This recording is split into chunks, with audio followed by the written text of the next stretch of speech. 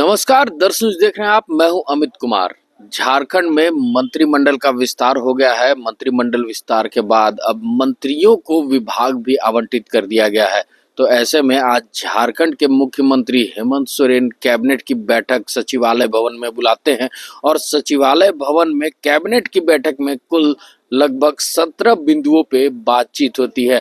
मंत्रियों को जो जो विभाग आवंटित किए गए हैं उन मंत्रियों को सख्त दिशा निर्देश दिया गया है कि अपने अपने विभाग में वो समीक्षा करें और क्या कुछ कमी रह गई है और क्या कुछ खामियां रह गई है उसको निकालने की कोशिश करें और समीक्षा की जो रिपोर्ट है वो जल्द से जल्द पेश करें। तो इसको लेकर झारखंड मंत्रालय में मुख्यमंत्री के जो दिशा निर्देश है उसका अब मंत्री साफ तौर पे पालन करते हुए नजर आएंगे और अपनी अपनी रिपोर्ट मुख्यमंत्री के हवाले सौंपते नजर आएंगे। तो सबसे पहले आज झारखंड के मंत्रालय में सभी मंत्री और मुख्यमंत्री क्या कुछ कहते नजर आ रहे हैं, आइए सुनते हैं। मंत्रिपरिषद के सभी मंत्रीगणों के साथ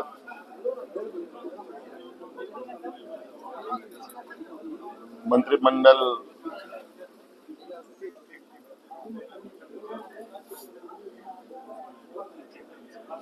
और पदाधिकारी से लेके मंत्री तक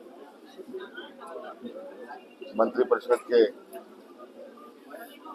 बैठक पूर्ण हुई और हम लोगों ने ये तय किया है कि आने वाला समय में राज्य को एक बेहतर दिशा कैसे दिया जा सकता है, इसमें हमने कुछ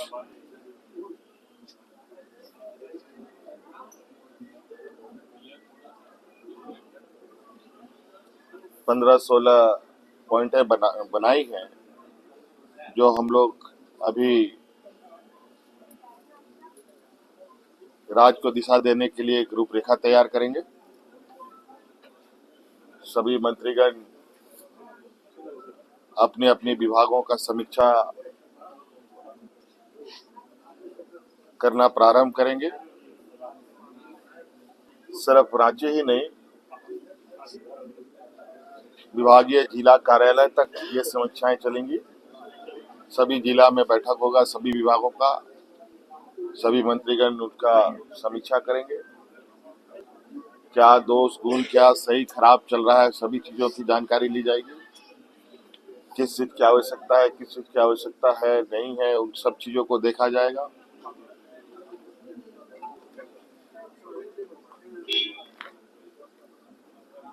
सभी विभागों में लोगों की प्रोन्नति, जो प्रमोशन है, उन सब की भी समीक्षा होगी और जल्द से जल्द इसकी समस्या का समाधान किया जाएगा।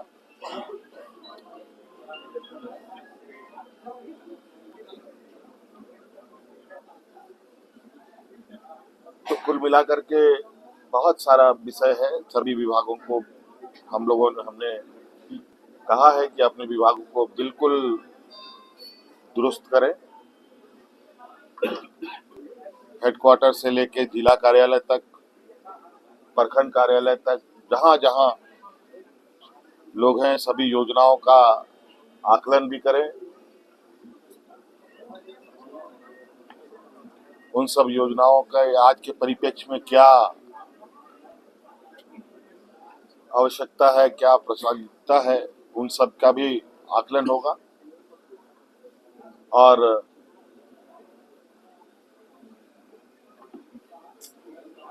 उन सब को ध्यान में रखकर हमने कहा है कि 2 महीने के अंदर सभी जिला कार्यालयों तक का भ्रमण हमारे मंत्रीगण करें, जिला स्तर तक विभाग की समीक्षा करें, पदाधिकारियों के कार्य कुशलता और कार्य दक्षता की भी आप समीक्षा करें। कौन किस तरीके से काम कर रहा है, नहीं कर रहा है,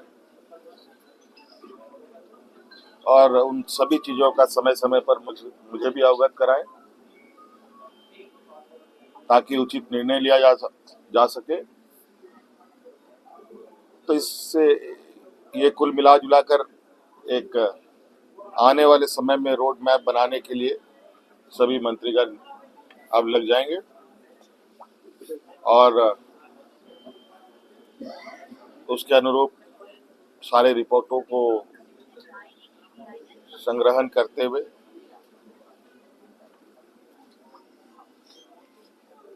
सभी विभाग एक नई ऊर्जा के साथ काम करेंगे। Thank you.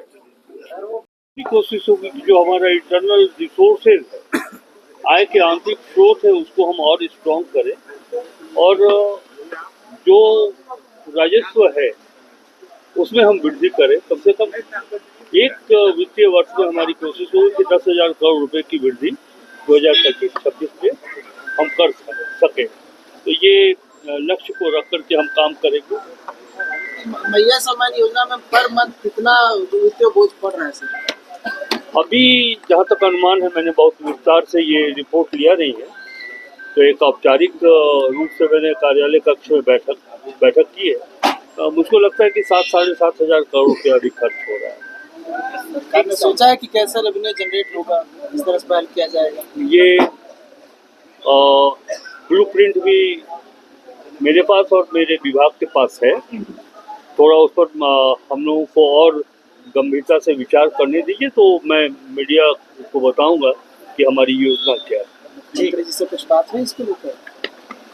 अरे मुख्यमंत्री जी ने सभी विधायकों को कुछ सुझाव दिए हैं। लगभग 16-17 बिंदुओं पर उन्होंने सुझाव दिया है कि कैबिनेट के मेंबर होने के नाते क्या दायित्व बनता है गवर्नमेंट का। तो जो सुझाव उन्होंने दिया है उसमें यह भी है कि हम रेवेन्यू को कैसे डेवलप करें। उद्योग लगेगा झारखंड में?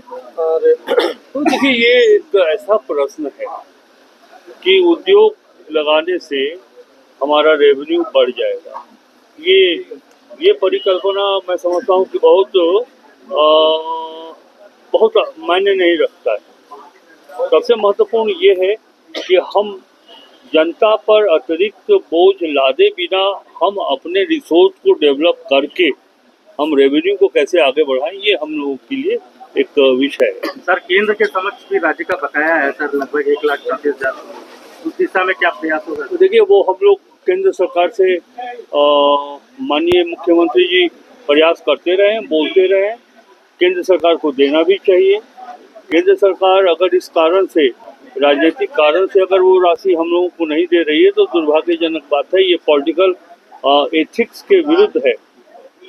एक स्टेट का गवर्नमेंट आपसे पैसा, अपना बकाया पैसा की मांग कर रहा है और उसके बाद आप पैसा नहीं दे रहे हैं, तो कहीं ना कहीं जो राजनीतिक सूचिता होनी चाहिए किसी भी गवर्नमेंट में, वो सूचिता उनके पास नहीं है। हम लोग प्रयास करेंगे कि आप हमारा हक दे दीजिए।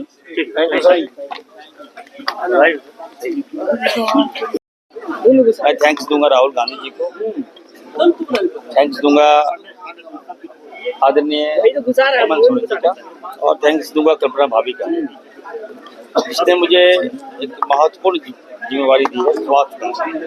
मैं डॉक्टर भी हूँ, मैं एमडी डॉक्टर भी हूँ, और मेरी सोच भी थी, आप लोग पहले भी देखते होंगे कि मैं डॉक्टर स्वास्थ्य से चाहता भी था। तो मेरी सोच को ध्यान रखा है और ख्याल रखते हुए मुझे मंत्री बनाया गया है। मैं यकीन दिलाता हूँ आवाम को और राज्य की जनता को कि बेहतर स्वास्थ्य की व्यवस्था दूंगा, जन जन तक पहुँचूंगा। आए दिन जो इलाज के अभाव में मारे जाते हैं उनका इलाज में कराऊंगा। एक स्वास्थ्य की गारंटी मैं दूंगा। आए दिन आप देखते हैं कि हमारी सरकार ने भोजन की गारंटी दी है, लेकिन लोगों को ये लगता नहीं है कि हम जब भूखे होते हैं तो उनको चावल मिल जाता है, अनाज मिल जाता है। तो उसी तरह से एक स्वास्थ्य की गारंटी मैं देना चाहता हूँ। मेरा सोच भी है, एक गारंटी दूंगा, उसके तहत मैं राशि मुहैया कराऊंगा आम जनता को, सभी लोगों को। इरफान जी, संथाल में ये सामान्य तौर पे देखा जाता है कि महीने भर जो महिलाएं बीड़ी बनाती है, एक बार बीमार पड़ती है और बंगाल में पैसा दे के आ जाती है। संथाल के लोग जो खासकर इलाज कराने बगल के स्टेट बंगाल चले जाते हैं, क्या ऐसी सुविधा आप मुहैया कराएंगे कि वो बंगाल नहीं झारखंड में इलाज कराएंगे? देखिए, आज की कैबिनेट में हमारे माननीय मुख्यमंत्री जी ने एक बहुत अच्छा सुझाव दिया और मैं उसको इम्प्लीमेंट करूंगा।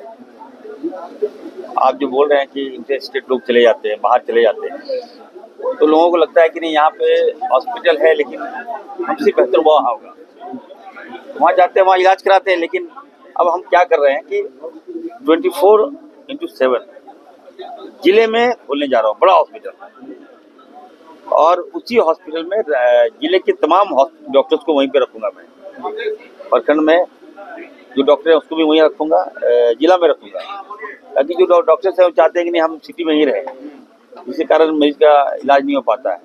एक डॉक्टर होने के नाते मैं उनकी भावनाओं को समझ रहा हूँ। अब जिला में रखूंगा उनको, और जो मरीज को लाने की व्यवस्था है, चाहे वो एम्बुलेंस हो, एम्बुलेंस की व्यवस्था कराएंगे और बाइक एम्बुलेंस की व्यवस्था कराएंगे। कहीं कुछ दिक्कत हो गया तुरंत आप आ जाइए सिटी में हाईटेक हॉस्पिटल में इलाज कराऊंगा, कहीं आपको जाने का अवसर नहीं पड़ेगा। एक सोच है, और आप देखिएगा बहुत जल्दी यहाँ के लोगों को लाभ मिलना स्टार्ट हो जाएगा। खाना खिलाने का भी जिम्मेदारी आप ही पर है और इलाज करने का भी, लेकिन पता नहीं क्यों जब खड़गे साहब ने अप्रूव कर दिया था आपको ग्रामीण विकास विभाग, उसके बावजूद भी आपको स्वास्थ्य में डाल दिया गया। देखिए, मैंने कहा ना कि मैं डॉक्टर हूँ, तो मेरी मंशा यही थी। मेरा एक साथी परिमल मंडल स्वास्थ्य के अभाव में मर गया, मेरी माँ ऑक्सीजन के अभाव में मर गई। हॉस्पिटल में ऑक्सीजन नहीं था, ऑक्सीजन रहता तो मेरी माँ जिंदा होती। उनका सपना था कि मेरा बेटा मंत्री बने, तो उनका अधूरा सपना को मैं पूरा करूंगा, अच्छा हॉस्पिटल दूंगा, ताकि किसी की माँ नहीं मरे, किसी के फादर नहीं मरे, किसी का भाई ऑक्सीजन के अभाव में नहीं मरे, मेडिकल के अभाव में नहीं मरे। तो एक अच्छे सोच के साथ मुझे जो जवाबदेही दी गई है मैं करूंगा। और ऐसा नहीं है, ग्रामीण विकास भी अच्छा था मेरे लिए, मैंने काम किया था। और अब मैं तो कोई इंजीनियर टेक्निकल आदमी नहीं था भाई, लेकिन फिर भी मैंने अच्छा काम करके दिखाया। अब मैं जिस विभाग का डॉक्टर हूँ, क्या मेरे जैसा रिम्स का स्थिति करेंगे जो मेरे टाइम में था, और जिला का ये नहीं कि हर कोई रेफर होके रिम्स आ जाए, जिले में ही इलाज हो जाए, ऐसा पूछ रहे हैं। देखिए, अब वो ना सदस्य हैं, उनके बारे में हमको कोट मत कीजिए। पूर्व स्वास्थ्य मंत्री हैं वो, उनके कार्यशैली को मुझे कोट ना करें। हम हमारा नाम लेकर वो अपना टीआरपी बढ़ा लेते हैं, मैं वो नहीं चाहता। आप विधायक रहे क्यों टीआरपी बढ़ाएंगे? आप हमसे पूछिएगा, वो हमसे टैग कर देगा कि फायन अंसारी ऐसा कहा, उसका फॉलोअर बढ़ जाता है मैं चलते। मैं नहीं चाहता कि फॉलोअर बढ़े।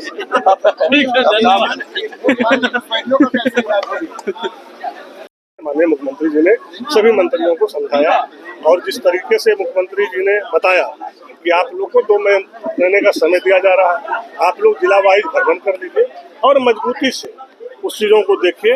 और सबसे बड़ी जो बात बोला कि आप लोग जो जिला में जाइएगा, अफसर के साथ तो मीटिंग कीजिए, लेकिन गांव देहात में जो काम चल रहा है वहाँ आप जनता से मिलिए, और जनता का जो समस्या है वो समस्या को नोट कीजिए, और उसका निदान कैसे होगा उसके लिए आप जो है बेहतर काम कीजिए। फिर 2 महीने के बाद हम लोग बैठेंगे और सारी चीज सारे जिला का आप लोग जो है सूची बना करके हमारे पास लाइए, फिर उस तरीके से काम किया जाए। श्रम और उद्योग दोनों महत्वपूर्ण विभाग है, रोजगार से जुड़ा हुआ विभाग है, क्या चुनौतियां हैं आपके सामने और प्राथमिकता क्या है? चुनौतियां ना, जिंदगी भर तुम चुनौतियां ही झेले।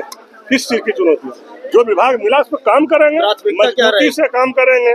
अब तो जा रहे हैं भी विभाग में, वहाँ जाके बैठेंगे, वहाँ जाके बैठने के बाद सारा चीज लेंगे, क्या है नहीं है, किस कारण से रुका है, क्यों रुका है, बहुत सारा प्रमोशन का भी मामला है, बहुत सारे चीजें, कई मुद्दे हैं, सारी चीजों पे काम करेंगे। क्या सोच और क्या निर्णय हुआ इस कैबिनेट की बैठक में? देखिए, 24 साल से हम लोग जो है माननीय मुख्यमंत्री जी के साथ ही बैठे, चाहे पक्ष में बैठे या विपक्ष में बैठे, और अभी तो सरकार में हम लोग बैठे और कैबिनेट में बैठे, लेकिन माननीय मुख्यमंत्री जी का जो सुझाव आया, जिस तरह से सुझाव आया है 17 बिंदुओं पे, वो सीधा सीधी जनता से जुटने की सवाल है। और सभी मंत्रियों को 2 महीने का टास्क दिया गया है कि भाई 2 महीने में आप हर जिला का भ्रमण कर लिए, जिनका जो विभाग है, और कहाँ किस विभाग में काम हो रहा है, नहीं हो रहा है, किस कारण से बाधित है, क्यों नहीं हो रहा है। और अफसरों के साथ मीटिंग तो करना ही है, साथ साथ हमारा जो जनता है जिन्होंने हमको इस लायक समझा है, उनसे भी बात करना है कि आपको क्या तकलीफ है, आपको क्या दिक्कत है। कौन सा चीज़ आप नहीं कर पा रहे हैं, फिर उसका कैसे निदान हो सकता है, उसके मैंने जो है सारे चीज़ों पर जो है अध्ययन करना और सारे रिपोर्ट हम लोग को दुर्गम दिखाना। धन्यवाद। पर अपलिफ्ट करने के लिए ही हम लोग उसकी नियम हो, कानून हो, विधि विधान हो, संविधान हो, इस पर चर्चा करते रहे हैं। तो मुझे लगता है कि मुख्यमंत्री जी को ये पता रहा होगा कि ये इस चीज़ों को अच्छी तरह से कर पाएंगे, इसीलिए जिम्मेदारी मुझे दे दी। क्या आप जिस विभाग से हैं कई समस्या होती है, स्कूल को लेकर, कॉलेज को लेकर, सर्टिफिकेट बनाने, एवरीथिंग हम लोग सोल्यूशन करेंगे और करेंगे यार डेफिनेटली। अभी कुछ समय लगेगा, 2 महीना का एक एक्सरसाइज करने का वक्त है। पहले तो देखेंगे अभी कहाँ क्या क्या है, तो विद इन 2 मंथ हम लोग उसको एक फाइंडिंग्स ले आएंगे कि कहाँ पर ड्रॉबैक्स है, कहाँ पर दिक्कतें हैं और कहाँ पर कौन कौन सा प्लान बनाना पड़ेगा, और जिससे कि हम लोग इन वंचित कम्युनिटी को बेटर कर सकेंगे और उनको टाइमली सब कुछ करा सकेंगे। स्टाइपेंड वगैरह नहीं मिलने से परेशानी होती है, हॉस्टल वगैरह, उनकी कोचिंग्स वगैरह, जो IAS IPS बनना है, जो अच्छे बच्चे हैं उनको मंच नहीं मिल पा रहा है। इवन इतना हम लोग कोशिश करेंगे कि दिल्ली में भी जा करके कोचिंग क्लासेस ले सके और IAS और IPS का तैयारी कर सके, अच्छा नीट और डॉक्टर इंजीनियर बन सके इस कम्युनिटी से, ऐसा हम लोग करेंगे। जो विभाग मिला उस विभाग से बहुत पलायन होता है। हाँ, यस, पलायन होता है। उसके कई कारण हैं। उसके कारण है कि अगर उनको ये जिम्मेदारी दे दी जाए, देखिए किनकी पलायन होती है, जो खेतों में काम करते हैं, और खेतों में काम करने के लिए पानी चाहिए, सिंचाई की व्यवस्था चाहिए। तो वो हम लोग बात कर रहे हैं, कैबिनेट में बात कर रहे हैं कि उनको सिंचाई व्यवस्था हो जाएगी तो पलायन दूर खत्म हो जाएगा, भट्टा वगैरह नहीं जाएंगे, वो अपना खेतों में ही रहेंगे। 2 पैसा 4 पैसा मैया योजना से तो आएगी ही, 4 पैसा खेती से भी आ जाएगी, उसके बाद पलायन करना ऑटोमेटिकली बंद हो जाएगा, धीरे धीरे बंद हो जाएगा। ऐसा इनडायरेक्टली एक टेक्निक डेवलप करना पड़ेगा इसको रोकने के लिए। तो देखा अभी आपने कि हेमंत सोरेन सरकार पार्ट 3 का गठन हो चुका है और मंत्रिमंडल का विस्तार भी हो चुका है। अब ऐसे में पार्ट 3 की सरकार अपने अपने मंत्रियों को विभागों की समीक्षा करने को कहा गया है। तो अब मंत्री कितने जल्द से जल्द विभागों की समीक्षा कर जो कमियां हैं उसका रिपोर्ट मुख्यमंत्री के हाथों सौंपते हैं, और फिर मुख्यमंत्री का ये मंत्रिमंडल कितनी जल्द से जल्द इन समीक्षा किए गए अधूरे कार्यों को धरातल पे उतारती है, ये देखने वाली बात होगी। ऐसे ही तमाम खबरों के साथ जुड़े रहने के लिए हमारे चैनल को लाइक एंड सब्सक्राइब जरूर करें। अमित कुमार, दर्श न्यूज, रांची।